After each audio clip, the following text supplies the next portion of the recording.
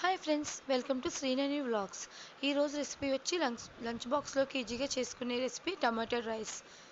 దీనికి కావాల్సిన పదార్థాలు: బిర్యానీ సరుకులు, జీడిపప్పు, టమాటాలు, పచ్చిమిరపకాయలు, ఉల్లిపాయలు, అల్లం వెల్లుల్లి పేస్ట్. ముందుగా మనం స్టవ్ వెలిగించుకుని కుక్కర్ పెట్టుకుని అందులో 3 స్పూన్స్ నెయ్యి వేసుకోవాలి.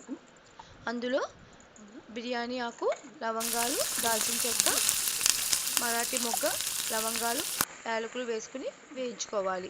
తరువాత జీడిపప్పును కూడా వేసుకుని వేయించుకోవాలి. అవి వేగిన తర్వాత పచ్చిమిరపకాయలు కూడా వేసుకుని వేయించుకోవాలి. తరువాత ఉల్లిపాయ ముక్కలు కూడా వేసుకుని వేయించుకోవాలి. ఇందులో కొద్దిగా అల్లం వెల్లుల్లి పేస్ట్ కూడా వేసుకుని వేయించుకోవాలి.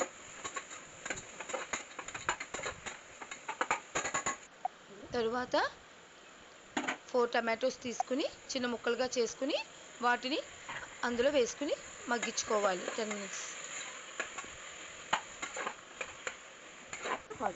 తరువాత 2 స్పూన్స్ పెరుగు వేసుకుని మిక్స్ చేసుకోవాలి. తరువాత 2 స్పూన్స్ బిర్యానీ మసాలా పౌడర్ కూడా వేసుకుని వేయించుకోవాలి.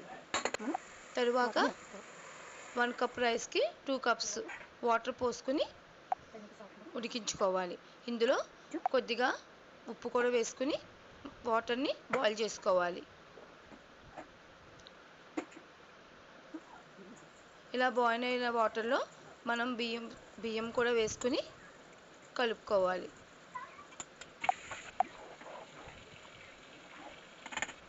తర్వాత 3 విజిల్స్ వచ్చేంత వరకు మనం ఉడికించుకోవాలి.